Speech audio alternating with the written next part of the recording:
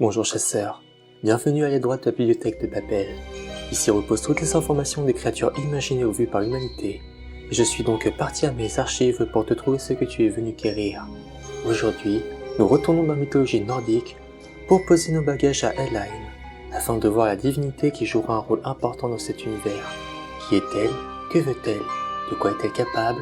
En cet instant, laisse-moi te présenter elle, déesse de la mort ou du royaume des morts.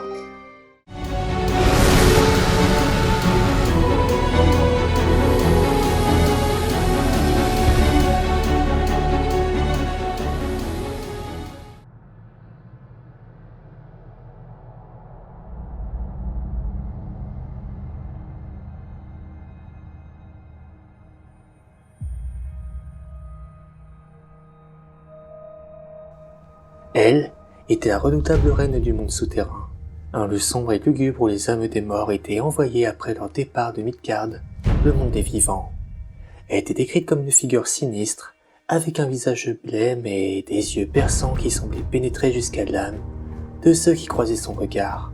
Elle régnait sur un domaine glacé et inhospitalier, où les cris des morts résonnaient dans l'obscurité où les rivières de glace coulaient éternellement. Un fait intéressant à propos d'elle, dans la mythologie nordique, était que son nom fut souvent utilisé pour désigner l'ensemble du royaume des morts, Helheim. En effet, elle n'était pas seulement la déesse qui régnait sur ce monde souterrain, mais également le nom de celui-ci. Un autre fait intéressant était que dans certaines versions de la mythologie nordique, elle était décrite comme étant une déesse de visage.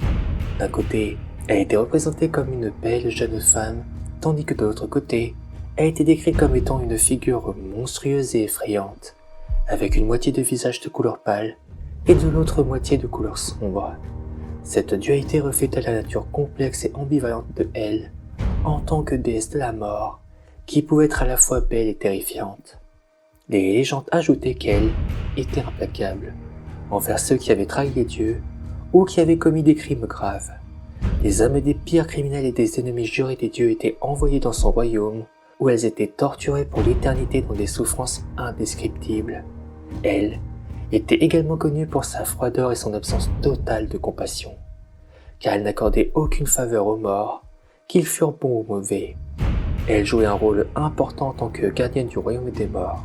Son domaine, appelé Helheim donc, était le lieu où les âmes des morts étaient envoyées après leur décès, comme dit précédemment.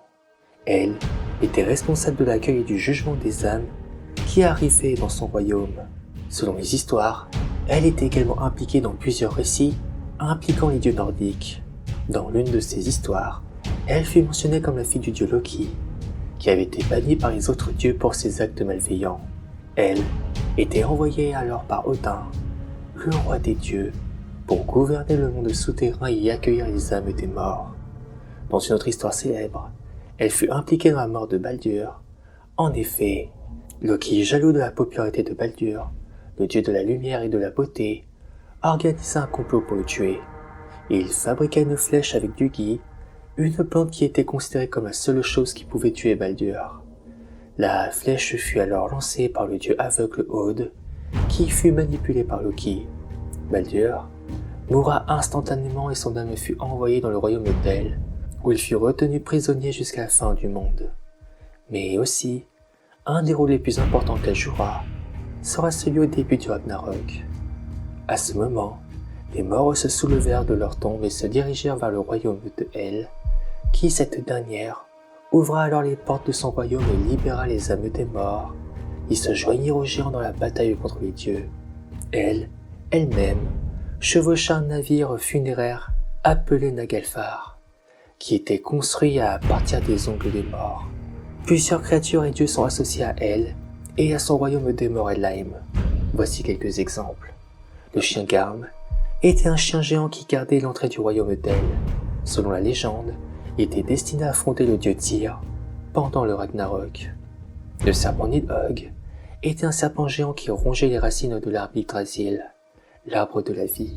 Selon certaines versions de la mythologie nordique, il était également associé à elle et au monde souterrain. Le dieu Baldur, et comme je l'ai mentionné précédemment, était le dieu de la lumière et de la beauté, qui fut assassiné par Loki et dont l'âme fut envoyée dans le royaume d'El. Les Nornes étaient des divinités féminines qui contrôlaient le destin des hommes. Elles apparaissaient souvent en relation avec le royaume d'El, car elles étaient considérées comme responsables de la destinée des morts. Et bien entendu avec sa famille maudite ayant comme père le dieu Loki, comme mère la géante Angrboda, et comme fratrie le serpent-monde Jormungand et le loup géant Fenrir. En résumé, plusieurs créatures et dieux étaient associés à elle et son royaume des morts dans la mythologie nordique. Ils contribuaient tous à créer une image sinistre et inquiétante de ce monde souterrain, où la mort et la destruction régnaient en maître. En somme, elle était une figure terrifiante de la mythologie nordique dont la seule évocation faisait frissonner d'effroi. Sa réputation de gardienne des portes de la mort, de juge implacable de tortionnaire sans pitié, en fait une divinité redoutée par ceux qui y croisaient son chemin. D'ailleurs, elle possédait des pouvoirs et des objets magiques associés à son royaume des morts et à son rôle en tant que déesse de la mort. Voici quelques exemples. La clé de El. Cette clé était l'objet magique le plus souvent associé à elle, qui permettait d'ouvrir les portes du royaume des morts, permettant ainsi aux âmes des défunts d'entrer dans le monde souterrain. Nagelfar. Comme je l'ai mentionné précédemment, elle chevauchait un navire funéraire appelé Nagelfar pendant le Ragnarok. Ce navire était construit à partir des ongles des morts et était destiné à transporter les géants dans la bataille finale contre les dieux. Le pouvoir sur les âmes des morts. Elle avait le pouvoir de contrôler les âmes des morts qui se trouvaient dans son royaume. Dans certaines versions de la mythologie nordique, elle pouvait également envoyer des âmes des morts sur Terre pour accomplir des tâches ou pour combattre lors de la bataille finale du Ragnarok. La capacité à changer d'apparence. Dans certaines versions de la mythologie nordique, elle était décrite comme ayant la capacité de changer son apparence pour apparaître comme une belle jeune femme ou comme une créature effrayante. En résumé, elle possédait plusieurs pouvoirs et objets magiques associés à son rôle en tant que déesse de la mort et à son royaume des morts dans la mythologie nordique. Ces éléments contribuaient à faire d'elle une figure redoutable et mystérieuse, chargée de symbolisme et de puissance. Néanmoins, dans les histoires de la mythologie nordique, le Ragnarok était présenté comme un événement inévitable qui marquera la fin de l'ordre existant et le début d'un nouvel ordre. Elle était ainsi décrite comme une force sombre et destructrice qui participa à cette fin du monde. Son rôle dans le Ragnarok illustrait la puissance et la redoutable nature de cette déesse de la mort, qui incarnait la fin inéluctable de toutes choses. Néanmoins, après cette fin du monde, elle et son royaume des morts, Helheim, continuèrent d'exister. Après la bataille finale, qui vit la destruction de l'univers et la mort de nombreux dieux et créatures, un nouveau monde émerge, appelé le monde renouvelé ou le monde régénéré. Dans ce nouveau monde, elle et son royaume des morts étaient toujours présents, mais leur rôle changea. Selon certaines versions, elle et son royaume des morts devinrent les lieux de repos pour les âmes des morts, où elles pouvaient se reposer jusqu'à leur prochaine réincarnation, ou leur voyage vers un autre monde, reflétant la nouvelle réalité de l'univers nordique. Quoi qu'il en soit, c'est ici que les informations se terminent. Tu as ce qu'il te faut pour commencer ta track, alors je ne m'attarderai pas plus que ça, en te laissant y aller. À toi de déterminer si elle a sa place dans l'équilibre de ce monde ou non, et à voir du sort que tu lui réserves.